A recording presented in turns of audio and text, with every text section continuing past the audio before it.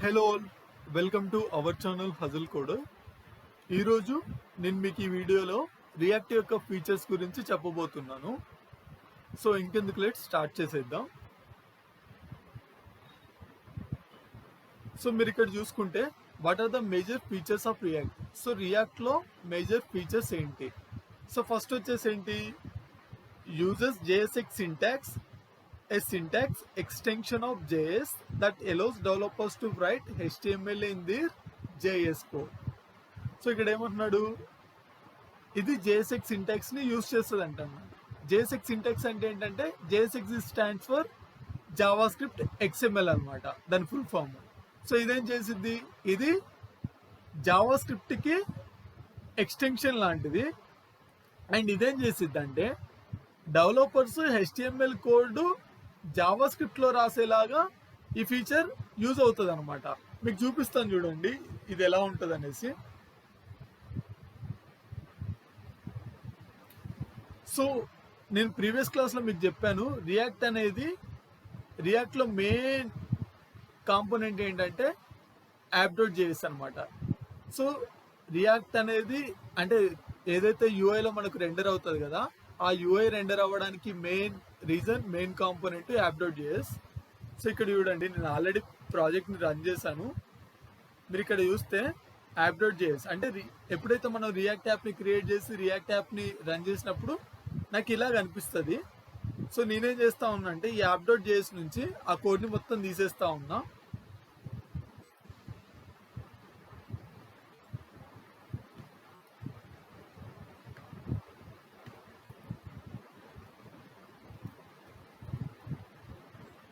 So first నేను ఏంటంటే hello world అనేది ప్రింట్ చేస్తా ఉన్నా. హెలో వరల్డ్,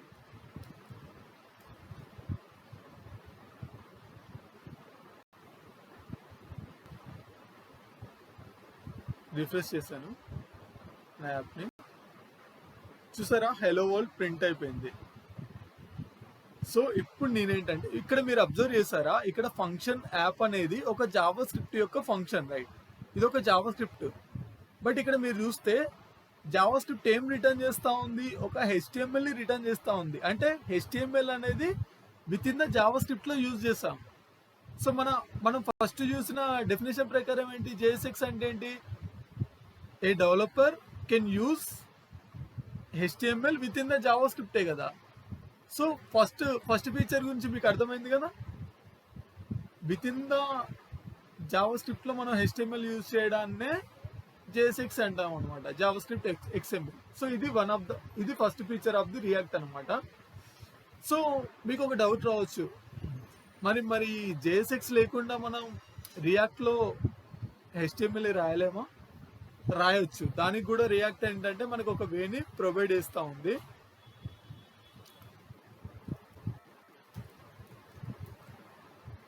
సో దాని గురించి నేనేం చేస్తా ఉన్నా అంటే కాంపోనెంట్ అనేసి ఒక ఫోల్డర్ని క్రియేట్ చేసా. సో నేను ఇంకొక కాంపోనెంట్ని క్రియేట్ చేస్తాను, హోమ్ పేజ్ అనేసి. మీరేం వరీ అవ్వకండి, నేను జస్ట్ ఫీచర్స్ ఎక్స్ప్లెయిన్ చేయడానికి కాంపోనెంట్ క్రియేషన్ అనేది ఎలా ఉంటుందో చూపిస్తాను. బట్ ఇన్ డీటెయిల్గా నెక్స్ట్ ఫర్దర్ వీడియోస్లో మీకు చెప్తాను. సో కాంపోనెంట్ క్రియేట్ చేయాలంటే ఫస్ట్ రియాక్ట్ ఇంపోర్ట్ చేసుకోవాలి ఫ్రమ్ రియాక్ట్ నుంచి. నెక్స్ట్ వచ్చేసి ఏంటంటే ఫంక్షను, ఆ కాంపోనెంట్ నేము అండ్ ఆ కాంపోనెంట్ని ఎక్స్పోర్ట్ చేయాలన్నమాట. Export default component name. ఇక్కడ ఏంటంటే ఇక్కడ మీరు చూస్తే app.jsలో రిటర్న్ ఏం చేసాము, HTMLని రిటర్న్ చేసాం. బట్ ఇక్కడ ఏంటంటే రియాక్ట్ మనకి ఇంకొక వే ఇచ్చింది. అదే ఏంటంటే క్రియేట్ ఎలిమెంట్ అనేసి. ఈ క్రియేట్ ఎలిమెంట్ని కూడా నేను రియాక్ట్ నుంచి ఇంపోర్ట్ చేసుకుంటా ఉన్నా. ఇక్కడ ఏంటంటే రిటర్న్ క్రియేట్ ఎలిమెంట్. ఈ క్రియేట్ ఎలిమెంట్లో ఏంటంటే ఫస్ట్ ఇక్కడ 3 పారామీటర్స్ని తీసుకుంటుంది ఈ క్రియేట్ ఎలిమెంట్. ఫస్ట్ పారామీటర్ వచ్చేసి ఏంటంటే ఆ ట్యాగ్ నేము, అంటే ఏ ట్యాగ్ ఇది. సెకండ్ పారామీటర్ వచ్చేసి ఏంటంటే ఇప్పుడు మీరు ఏమైనా ఐడి క్లాస్ నేమ్ ఇద్దాం అనుకున్నారనుకోండి, అది ఇప్పుడు నేను ఐడి ఇద్దాం అనుకుంటున్నా ఫస్ట్ ఎలిమెంట్ అని. సో నెక్స్ట్ వన్ వచ్చేసి ఏంటంటే దాని యొక్క కంటెంట్. సో కంటెంట్ నేను ఏమని ఇద్దాం అనుకుంటున్నా అంటే హోమ్ పేజ్ అని ఇద్దాం అనుకుంటున్నా, హోమ్ పేజ్. సో ఇప్పుడు ఏంటంటే నేను హోమ్ పేజ్ అనే కాంపోనెంట్ ని క్రియేట్ చేసా. ఇప్పుడు ఈ కాంపోనెంట్ నాకు యూఐలో కనిపించాలంటే దాన్ని నేను ఎక్కడ రెండర్ చేయాలంటే యాప్ కాంపోనెంట్ లో రెండర్ చేయాలి. ఎందుకంటే మీరు ఇక్కడ చూసుకుంటే index.js లో నేను యాప్ కాంపోనెంట్ నే కదా రెండర్ చేసింది, ఎక్కడ రియాక్ట్ క్రియేట్ రూట్ లో అంటే రియాక్ట్ డామ్ లో. సో అందుకే నాకు ఓన్లీ యాప్ కాంపోనెంట్ మాత్రమే నాకు డామ్ లో కనిపించింది. అందుకే నేనేం చేస్తా ఉన్నా అంటే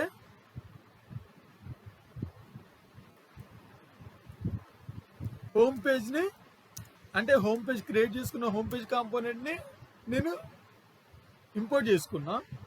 దీన్ని ఎలా యూజ్ చేయాలంటే ఇది చాలా సింపుల్. మనం ఏదైతే HTML ట్యాగ్ ని ఎలా యూజ్ చేస్తామో అలానే ఆ కాంపోనెంట్ నేమ్ ఇచ్చేసి దాన్ని క్లోజ్ చేయాలి. సేవ్ చేసా రైట్. ఇక్కడ మీరు చూడండి యూఐలో హోమ్ పేజ్ వచ్చిందా. సో ఇంకొక వే ఏంటి, నాకు React.create ఎలిమెంట్ ద్వారా కూడా నేను ఒక రియాక్ట్ ఎలిమెంట్ ని క్రియేట్ చేయొచ్చు అనమాట. అంటే ఒక HTML ఎలిమెంట్ ని. బ్రో మరి మల్టిపుల్ ఎలిమెంట్స్ ని ఎలా రిటర్న్ చేయాలి బ్రో అంటే ఏం లేదు, ఇక్కడ హోమ్ పేజ్ ఉంది కదా, ఇది తీసేసి మళ్ళీ React.create ఎలిమెంట్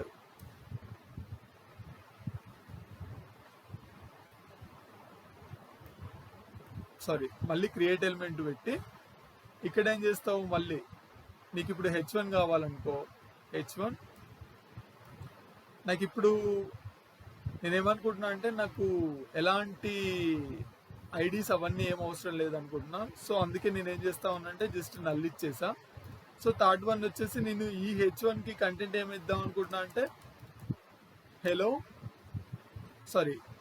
హోమ్ పేజ్ అని ఇద్దాం అనుకుంటున్నా, హోమ్ పేజ్. సో నెక్స్ట్ వచ్చేసి మళ్ళీ కామా పెట్టి క్రియేట్ ఎలిమెంట్. సో ఈ క్రియేట్ ఎలిమెంట్ లో మళ్ళీ ఇంకొక H1 ట్యాగ్, అంటే ఒక డివ్ లోపల 2 H1 ట్యాగ్స్ ఉన్నాయన్నమాట నాకు. సో ఈ H1 లో కూడా సేమ్ నేను ఎలాంటి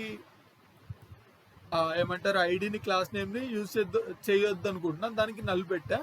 సో థర్డ్ పారామీటర్ వచ్చేసి ఏంటి, నేను ఒకటేమో హోమ్ పేజ్ అని ఇచ్చా కదా, చైల్డ్ కంటెంట్ అని ఇద్దాం అనుకుంటున్నా అండి. సో ఇప్పుడు నేను సేవ్ చేస్తా, మనం ఒకసారి యూఐకి వెళ్ళి చూద్దాం. చూసారా, home page child content. So react లో HTML ని రాయాలంటే మనకి 2 వేస్ ఉన్నాయి. ఒకటి వచ్చేసి JSX, సెకండ్ వచ్చేసి create element method. So one of the feature of react ఏంటి, JSX. JSX is nothing but JavaScript XML. So దాని యూసేజ్ ఏంటి, HTML కోడ్ ని విత్ ఇన్ ద జావాస్క్రిప్ట్ లో రాస్తారు. ఇక్కడ మీరు చూసుకుంటే ఇక్కడ చూడండి ఒక లైన్ ఉంది చూడండి, basically it just provide the syntactic sugar for the React.create element. అంటే React.create ఎలిమెంట్ లాగానే ఇది కూడా వర్క్ అవుతుంది అనేసి మనకి ఈ లైన్ లో చెప్పాడు, అంతే కదా. అది so next feature, it uses virtual DOM instead of real dam.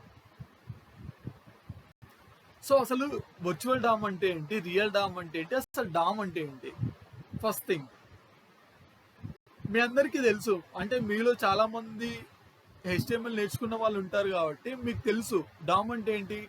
Dam is nothing but document object model. ఇక్కడ మనం చూసుకుంటే ఈ స్క్రీన్ లో ఈ సర్చ్ బార్ అనేది ఒక ఎలిమెంట్.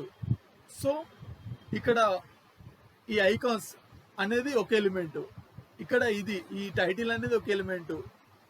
సో ఇక్కడ ఈచ్ అండ్ ఎవ్రీథింగ్ కూడా ఒక ఎలిమెంట్ కదా. సో వీటన్నిటిని మనం ఏం చేస్తాము, డామ్ గా అంటాం, అంటే దీన్ని డామ్ అంటాం అనమాట. సో డాక్యుమెంట్ ఆబ్జెక్ట్ మోడల్ అంటాము. సో ఇందులో ఉన్న ఈచ్ అండ్ ఎవ్రీ ఎలిమెంట్ ని, అంటే H1 ట్యాగ్ ని, హెడర్ ట్యాగ్ ని, ఫుటర్ ట్యాగ్ ని మనం ఏమంటాము, నోట్స్ అంటాం అనమాట, రైట్. సో ఇప్పుడు నేను రియాక్ట్ లో నేను ఒక అప్లికేషన్ ని క్రియేట్ చేయాలంటే ఈ రియాక్ట్ యొక్క యాప్ ని మొత్తాన్ని నేనేమంటా, డామే అంట. ఎందుకంటే ఇక్కడ నేను ఈచ్ అండ్ ఎవ్రీ ఎలిమెంట్ ని యూజ్ చేస్తా ఉన్నా కదా, సేమ్ HTML ఎలిమెంట్స్ నే. ఇక్కడ మీరు చూడండి, మీరు ఇమేజెస్లో ఇదంతా డామ్ ట్రీ, HTML, హెడ్, బాడీకి సంబంధించిన ట్యాగ్స్. ఇక్కడ మీరు చూసుకుంటే రియాక్ట్లో ఇవి కూడా HTML ఎలిమెంట్సే కదా. సో మనం నథింగ్ బట్ దీన్ని ఒక డామే అంటాం కదా. సో దీన్ని ఏమంటామంటే రియల్ డామ్ అంటాం అనమాట. ఇదంతా డామ్, రియల్ డామ్. సో ఇక్కడ ఏంటంటే ఇప్పుడు నాకు 2 కాన్సెప్ట్స్ ఉన్నాయి. ఫస్ట్ ఏంటి రియల్ డామ్. రియల్ డామ్ అంటే ఏంటంటే మనకు తెలిసిన డామ్. ఇప్పుడు ఏంటి వర్చువల్ డామ్. సో రియాక్ట్లో ఏంటంటే వర్చువల్ డామ్ అనేసి ఒక కాన్సెప్ట్ ఉంది. అదేంటంటే ఫస్ట్ వర్చువల్ డామ్ అంటే ఏంటంటే రియాక్ట్ అనేది ఒక ఫీచర్ని ఇంప్లిమెంట్ చేసింది, అది వర్చువల్ డాము. ఈ వర్చువల్ డామ్ ఏంటంటే ఎప్పుడైతే రియాక్ట్ ఒక యాప్ని క్రియేట్ చేస్తుందో అప్పుడేంటి నాకు రియల్ డామ్ అనేది క్రియేట్ అవుతుంది. సో ఆ రియల్ డామ్ క్రియేట్ అయితే ఆ రియల్ డామ్కి ఇమీడియట్గా ఒక వర్చువల్ డామ్ క్రియేట్ అవుతుంది. సో ఈ virtual DOM is nothing but a in memory representation of real DOM. In memory representation అంటే ఏంటంటే it is like a xerox అనమాట. So xerox of a real DOM. So real dam కి సంబంధించిన ఒక జిరాక్సే virtual dam అనమాట. So ఎప్పుడైతే మనకి ఒక రియల్ డామ్ క్రియేట్ అవుతుందో ఆటోమేటిక్గా రియాక్ట్లో ఒక వర్చువల్ డామ్ క్రియేట్ అవుతుంది. రైట్, అయిపోయింది. ఇప్పుడు ఫైన్. ఇప్పుడు నేనేం చేస్తా ఉన్నా అంటే నేను ఇప్పుడు app.js అనే కాంపోనెంట్లో నేను ఒక బటన్ని యాడ్ చేస్తా ఉన్నా. బటన్. సో బటన్ నేమ్ ఏంటి, క్లిక్ అనేసి ఇస్తా ఉన్నా. క్లిక్ అంతే, జస్ట్ సేవ్ చేసా. సో ఇప్పుడు నేను రిఫ్రెష్ చేసా. ఇక్కడ నాకేంటి క్లిక్ అని కనిపించింది కదా. ఇక్కడ మీరు అబ్జర్వ్ చేయండి,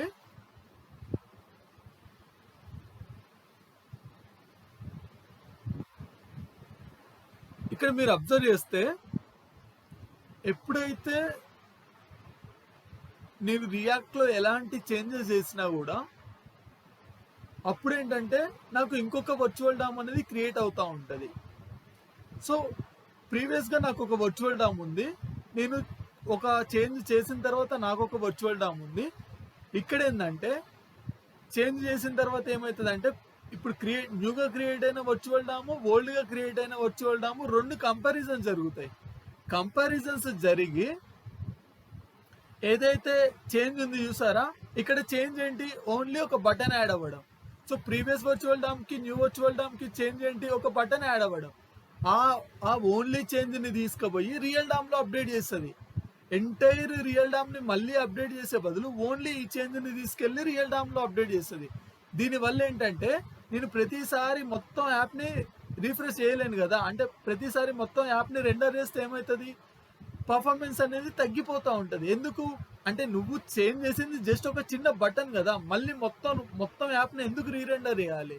సో అందుకే ఈ వర్చువల్ డామ్ అనే కాన్సెప్ట్ని కనిపెట్టి ఓన్లీ ఏదైతే చేంజెస్ జరిగాయో ఆ చేంజెస్ని మాత్రమే రియల్ డామ్లో అప్డేట్ చేశారు. దీనివల్ల ఏంటంటే రీరెండర్ అనేది చాలా అంటే మొత్తం రీరెండర్ జరగదు. యాప్ మొత్తం ఏదైతే చేంజ్ జరిగిందో దాని వరకు మాత్రమే చేంజ్ అనేది రియల్ డామ్లోకి రిఫ్లెక్ట్ అవుతూ ఉంటుంది. దీనివల్ల ఏంటంటే పర్ఫార్మెన్స్ అనేది చాలా ఇంప్రూవ్ అవుతుంది. మీరు ఇక్కడ చూసుకుంటే, మీరు ఇక్కడ చూడండి,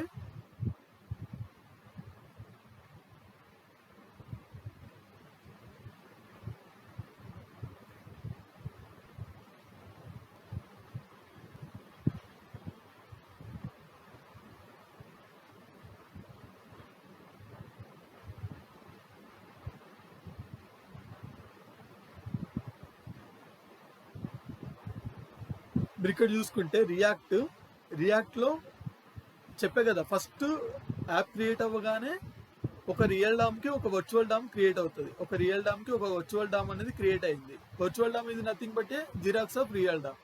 సో క్రియేట్ అయిన తర్వాత రియాక్ట్ అంటే యూఐలో ఏమైనా చేంజ్ జరిగినప్పుడు మీరు ఇక్కడ చూసుకుంటే ఇక్కడ మీకు ఇక్కడ రెడ్ కలర్లో ఉన్నాయి దీని వెనకాల. సో అంటే యూఐలో నాకు ఒక చేంజ్ జరిగింది. చేంజ్ జరిగినప్పుడు ఏంటి, నాకు ఇంకొక వర్చువల్ డామ్ అనేది క్రియేట్ అయింది. సో ఈ ప్రీవియస్గా ఉన్న వర్చువల్ డామ్కి ఈ వర్చువల్ డామ్కి ఏం చేంజ్ అంటే కంపారిజన్ జరిగి ఆ కంపారిజన్ అనేది రియల్ డామ్లోకి అప్డేట్ అయిపోయింది. ఇక్కడ చూడండి, మీరు ఇక్కడ ఈ వీడియోలో ఇంకా బాగుంటుంది చూడండి. వర్చువల్ డామ్లో కంపారిజన్ జరిగి ప్రీవియస్ వర్చువల్ డామ్ తోటి ఇక్కడ 2 చేంజెస్ అనేవి జరిగాయి. ఈ 2 చేంజెస్ అనేవి రియల్ డామ్ లో అప్డేట్ చేస్తూ ఉంటారనమాట. దీన్ని ఏమంటారంటే డిఫింగ్ అంటారనమాట. ప్రీవియస్ వర్చువల్ డామ్ కి ఈ వర్చువల్ డామ్ కి కంపారిజన్ జరిగే దాన్ని ఏమంటారంటే డిఫింగ్ అంటారు. ఎస్. సో ఇలా ఏంటి, ప్రతిసారి ఎంటైర్ అప్లికేషన్ ని రీరెండర్ చేయకుండా ఏదైతే చేంజ్ జరిగిందో ఆ చేంజ్ ని మాత్రమే యూఐలో అప్డేట్ చేస్తూ ఉంటుంది. దానివల్ల ఏంటంటే పర్ఫార్మెన్స్ బాగుంటుంది. సో అది one of the feature of react అనమాట, వర్చువల్ డామ్. సో నెక్స్ట్ ఏంటి, support server side rendering. So మనకి బేసిక్గా యూఐలో 2 kinds ఆఫ్ రెండరింగ్ ఉంటుంది. ఒకటి వచ్చేసి ఏంటంటే క్లయింట్ సైడ్ రెండరింగ్, సెకండ్ వచ్చేసి ఏంటంటే server side rendering. Client side rendering అంటే ఏంటంటే ఏదైతే HTML, CSS and JavaScript code ఉంటుందో అది క్లయింట్ నుంచి మనం అంటే సర్వర్ నుంచి తెచ్చుకుంటాం. ఒకటేసారి తెచ్చుకొని మొత్తం మన క్లయింట్ బ్రౌజర్లో డౌన్లోడ్ చేసుకొని ప్రతిసారి మన అంటే మొత్తం డౌన్లోడ్ అయిపోయి మొత్తం ఇక్కడే ప్రాసెస్ జరుగుతూ ఉంటుంది క్లయింట్ బ్రౌజర్లోనే. ఇప్పుడు సపోజ్ నువ్వు ఐఫోన్ ని సెర్చ్ చేసావు అనుకో, ఐఫోన్కి సంబంధించిన ఇన్ఫర్మేషన్ ఆల్రెడీ నీ దగ్గర డౌన్లోడ్ అయి ఉంటుంది. సో డైరెక్ట్ డౌన్లోడ్ అయిన ఇన్ఫర్మేషన్ని నువ్వు అంటే అక్కడ నుంచి నువ్వు డైరెక్ట్ తీసుకొచ్చి నువ్వు యూఐలో చూపిస్తూ ఉంటావు. బట్ సర్వర్ సైడ్ రెండరింగ్ ఎలా అంటే, నువ్వు ఇప్పుడు ఐఫోన్ అని ఇచ్చావు అనుకోండి, ఆ ఐఫోన్ అనేది సర్వర్ దగ్గరికి వెళ్ళి ఆ సర్వర్ని హిట్ చేసి ఆ సర్వర్ నుంచి రిటర్న్ రెస్పాన్స్ తెచ్చుకొని యూఐలో చూపిస్తుంది. మళ్ళీ నువ్వేంటి బ్లాక్బెర్రీ ఫోన్ అని ఇచ్చావు అనుకోండి, మళ్ళీ ఆ బ్లాక్బెర్రీ ఫోన్కి మళ్ళీ సర్వర్కి ఒక రిక్వెస్ట్ వెళ్ళి మళ్ళీ సర్వర్ నుంచి రెస్పాన్స్ అనేది బ్యాక్ వస్తుంది. సో ఇక్కడ ఏంటంటే క్లయింట్ సైడ్ రెండరింగ్ కి సర్వర్ సైడ్ రెండరింగ్ కి మెయిన్ డిఫరెన్స్ ఏంటంటే, క్లయింట్ సైడ్ రెండరింగ్ లో ఇనిషియల్ గానే మొత్తం అంత కోడ్ వచ్చేసి నా బ్రౌజర్ లో స్టోర్ అయ్యింది, అంటే బ్రౌజర్ లో డౌన్లోడ్ అయ్యేసి ఇంకా నేను ప్రతిసారి సర్వర్ నుంచి తెచ్చుకోవాల్సిన అవసరం లేదు. బట్ సర్వర్ సైడ్ రెండరింగ్ లో ఏంటంటే ఈచ్ అండ్ ఎవ్రీ రిక్వెస్ట్ కి సర్వర్ దగ్గరికి వెళ్ళి మళ్ళీ క్లయింట్ దగ్గరికి వస్తుంది. సో క్లయింట్ సైడ్ రెండరింగ్ లో ఏంటంటే ఇనిషియల్ లోడింగ్ అనేది చాలా ఉంటుంది. ఎందుకంటే నువ్వు మొత్తం డేటాని తీసుకొచ్చి సర్వర్ అంటే క్లయింట్ లో డౌన్లోడ్ చేసుకుంటున్నావు కదా, దానివల్ల రెండరింగ్ అంటే ఇనిషియల్ లోడింగ్ టైం అనేది చాలా ఎక్కువ ఉంటుంది.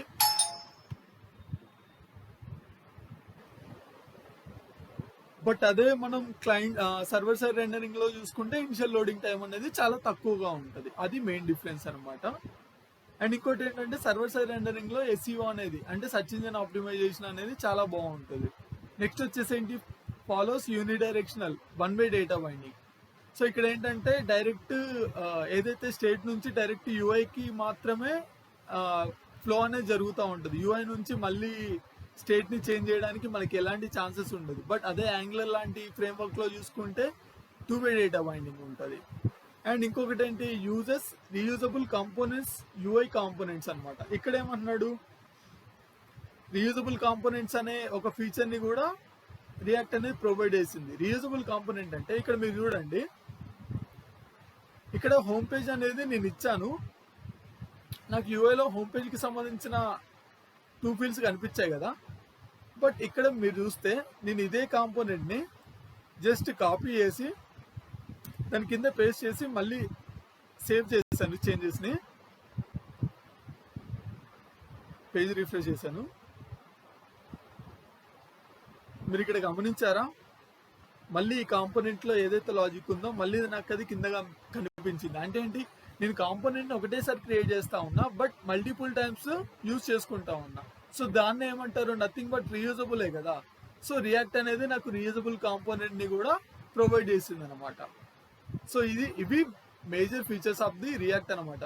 ఫస్ట్ వన్ వచ్చేసి ఏంటి JSX, సెకండ్ వచ్చేసేమో వర్చువల్ డామ్, థర్డ్ వన్ వచ్చేసి server side support rendering support, fourth one వచ్చేసి only unidirectional data flow, and next వచ్చేసేమో రీయూజబుల్ కాంపోనెంట్స్ ని ప్రొవైడ్ చేసింది అది. సో హోప్ మీకు కనుక నా వీడియో కంటెంట్ కనుక నచ్చితే మీరు మీ ఫ్రెండ్స్కి అండ్ ఇంకెవరైనా రియాక్ట్ నేర్చుకుందాం అనుకునే వాళ్ళకి నా వీడియోని సజెస్ట్ చేయండి.